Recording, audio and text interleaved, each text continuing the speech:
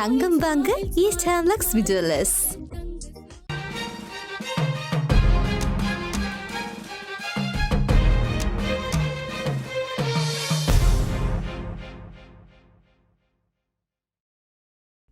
வணக்கம். இது இந்த வாரம் இடம்பெற்ற முக்கிய விடயங்களின் தொகுப்பு. சொகுசு வாகனங்களை ஏலம் விடுவதற்கான நடவடிக்கைகளை அரசாங்கம் தற்போது மேற்கொண்டு வருவதாக பொதுமக்கள் பாதுகாப்பு அமைச்சர் ஆனந்த விஜயபால தெரிவித்தார். புதிய நாடாளுமன்ற உறுப்பினர்களுக்கு வாகனங்களை வழங்க அரசாங்கம் கொள்கை ரீதியான தீர்மானத்தை எடுத்துள்ளதாகவும், எனினும் இதுவரை அவர்களுக்கு வாகனம் வழங்கப்படவில்லை எனவும் தெரிவிக்கப்படுகிறது. தற்போது பெரும்பாலான எம்பிக்கள் சொந்த வாகனங்களையே பயன்படுத்துவதாக அவர் சுட்டிக்காட்டினார். நாடாளுமன்ற உறுப்பினர்களுக்கு வாகனங்களை வழங்குவதற்கு தீர்மானம் எடுத்துள்ளோம். ஆனால் அவர்களுக்கு எப்போது வாகனங்கள் வழங்கப்படும் என்பதை நாங்கள் முடிவு செய்யவில்லை. அவர்களுக்காக புதிய வாகனங்கள் கொண்டு வர மாட்டார்கள். இதுகுறித்து அரசாங்கம் பின்னர் பரிசீலிக்கும் என கூறினார்.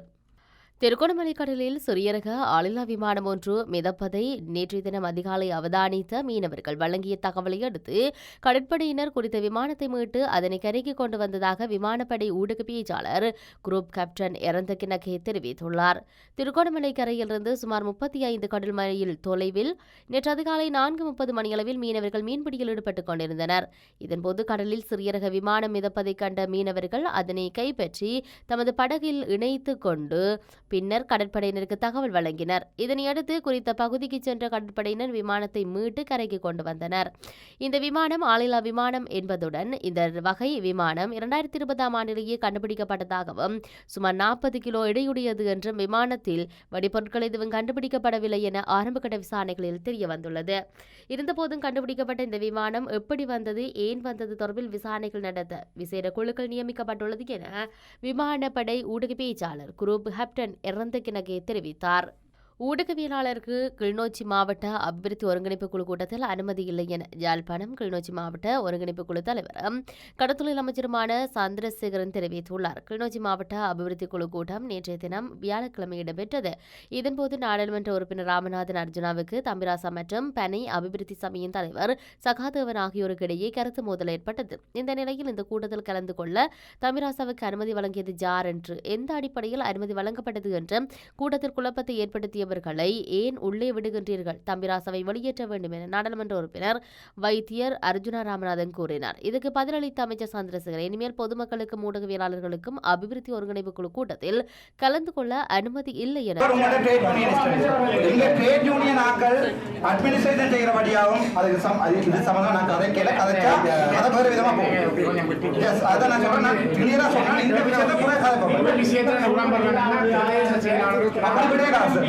அப்படி முழுக்களை பாருங்க.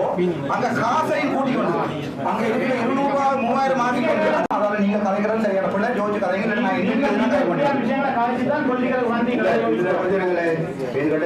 சார் ஒரு நாள்ல திருப்பி கதைச்ச கண்டிட்டு 10-15 பேரை டிரான்ஸ்ஃபர் பண்ணிருக்கீங்க.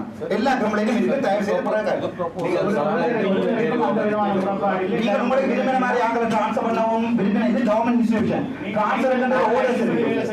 டாக்டர் நீங்கள் அளந்து கதைங்க. நாங்கள் அதிகாரியை ஒரு தலைவரை பொது வழியில் வச்சு அவமானப்படுத்தக்கூடாது. அவர் வேண்டுமென்றால் மினிஸ்ட்ரி கம்ப்ளைண்ட் பண்ணலாம். நீங்கள் எந்த கட்சி உங்களுக்கு கிடைக்கிற நாமினேஷன் அடுத்த ட்ரை பண்ணணும். உங்களுக்கு இன்னொரு கிடைக்கிற நாமினேஷன் கிடைக்கவே இல்லையா? நாமினேஷன் கிடைக்கவே இல்லை. என்ன பற்றியே உங்களோட எவ்வளவு விஷயம் எழுதி கொண்டு வரீங்க? ஒரு பொம்பளை பிள்ளையை பற்றி தெரிவித்தார். புதிய அரசாங்கம் நாட்டை பொருளாதார ஸ்திரத்தன்மையை நோக்கி நகர்த்துவதற்கான வலுவான அரசியல் அர்ப்பணிப்பை வெளிப்படுத்தியுள்ளது. நிதி ஸ்திரத்தன்மைக்காக மேற்கொள்ளப்பட்ட முயற்சிகள் சுயாதீனமான 3ஆம் தரப்பினரால் பாராட்டப்பட்டுள்ளதுடன் அதற்கேற்ப தரப்படுத்தல்களும் உயர்த்தப்பட்டுள்ளன என தொழில் அமைச்சர் மற்றும் பொருளாதார அபிவிருத்தி பிரதி அமைச்சர் அனில் ஜெயந்த பெர்னாண்டோ தெரிவித்தார். ஊடகவியத்தில் வியாழக்கிழமை நடைபெற்ற ஊடக சந்திப்பில் இவ்வாறு தெரிவித்தார். முன்னைய ஆட்சிகள் உருவாக்கிய படுகொலியில் இருந்து நாட்டை மீட்டெடுக்க பொருளாதார ஸ்திரத்தன்மையை ஏற்படுத்துவது முக்கியமானது. அரசாங்கம் ஆட்சிக்கு வந்த வேளையில் நெருக்கடிக்கு காரணமாக இருந்தவர்கள் 2022 ஏப்ரலில் ஒருதலைபட்சமாக வெளிநாட்டு கடன் பெறுவதை நிறுத்தியதுடன் 4 வருட காலத்துக்குள் 8 தவணைகளாக கிடைக்கப்பெற இருந்த $3 பில்லியன் வரையிலான நீடிக்கப்பட்ட கடன் வசதிகளுக்காக சர்வதேச நாணய நிதியத்தின் வேலை திட்டத்தில் நுழைந்திருந்தனர். சர்வதேச நாணய நிதியத்தின் வேலை வேலை திட்டம் மற்றும் அதனுடன் தொடர்புடைய கடன் ஆகியவை நிலைத்தன்மையே மகுப்பாய்வுக்கு ஏற்ப மறுசீரமைப்பு செயல்முறை மூலம் முன்னெடுக்கப்பட்டிருந்தது. கடன் மறுசீரமைப்பு செயல்முறையின் தாமதிப்பு மற்றும் கடினமான தன்மை காரணமாக நாடு மேலதிக செலவுகளை செய்ய வேண்டியிருந்ததுடன் மக்கள் மீதான அதிக சுமை அதிகப்படுத்தப்பட்டிருந்தது. எவ்வாறாயினும் பின்னர் சமூக அரசியல் மற்றும் பொருளாதார கண்ணோட்டத்துக்கு அமைய தற்போதைய நிலைமைகளின் நன்மை தீமைகள் என்ற இரண்டையும் கருத்தில் கொண்டு நாட்டு மக்களின் நலனுக்காக மாற்றீடுகளுடன் அரசாங்கம் முன்னோக்கி பயணிக்கிறது.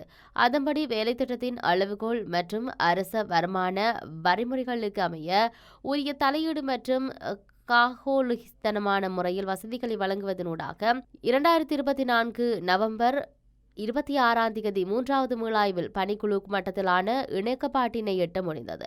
சர்வதேச நாணய நிதிய பணிப்பாளர் சபை அனுமதிக்க முன்னதாக EFF-இன் அடுத்த கட்ட தவணையை பெற்றுக்கொள்வதற்கு அரசாங்கம் உரிய பங்குதாரர்களுடன் இணைந்து செயலாற்றி வருகிறது.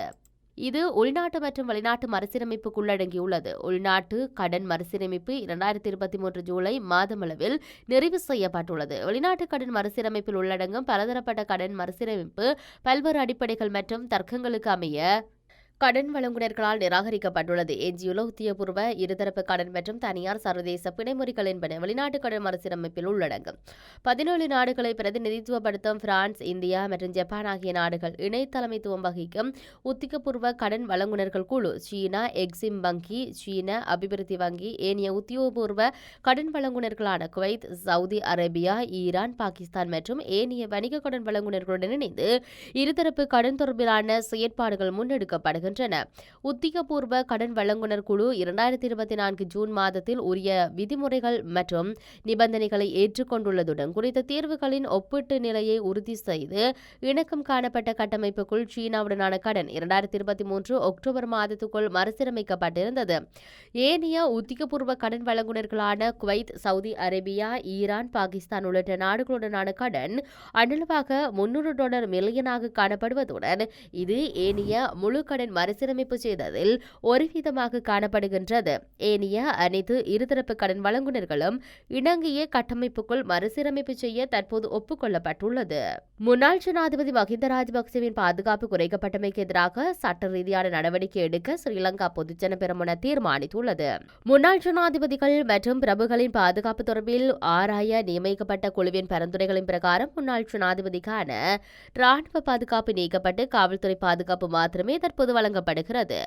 அரசாங்கத்தின் இந்த தீர்மானத்தால் மஹிந்த ராஜபக்ஷ உட்பட முன்னாள் ஜனாதிபதிகளின் உயிர்களுக்கு அச்சுறுத்தல் ஏற்பட்டுள்ளதாக எதிர்க்கட்சிகளின் சில உறுப்பினர்கள் குற்றச்சாட்டுகளை முன்வைத்து வருகின்றனர். பண்டிகை காலங்களில் கொழும்பு மாநகர சபைக்குட்பட்ட பிரதேசங்களில் நாளாந்தம் 600 தொன் குப்பைகள் சேகரிக்கப்படுவதாக குறித்த மாநகர சபை ஆணையாளர் பாலித நாணயக்காரு தெரிவித்தார். பண்டிகை காலங்களில் நகரில் குப்பைகள் சேகரிக்கப்படுவது அதிகரித்து வருவதாகவும் நாளொன்றுக்கு சராசரியாக 500 தொன் குப்பைகள் சேகரிக்கப்படுவதாகவும் ஆணையாளர் தெரிவித்தார். இதற்கிடையில் டிசம்பர் 31 இரவு காலை முகத்திடல் மைதானத்தில் ஒன்று கூடுபவர்களை விட்டுச் செல்லும் குப்பைகளை அகற்ற சுமார் 150 தொழிலாளர்கள் பணியில் அமர்த்தப்படுவார்கள் என்று அவர் கூறினார். தொழிலாளர்கள் விடியும் வரை குப்பைகளை அகற்றிவிட்டு மறுநாள் காலை 6 மணிக்கு கொழும்பை அழகிய நகரமாக மாற்றுவார்கள் என அவர் சுட்டிக்காட்டினார். குறித்த இடங்களில் சேரும் குப்பைகளை உரிய முறையில் தொட்டிகளில் போட வேண்டும் அல்லது அவற்றை எடுத்துச் செல்ல முன்வர வேண்டும் என அவர் மக்களிடம் கோரிக்கை விடுத்தார்.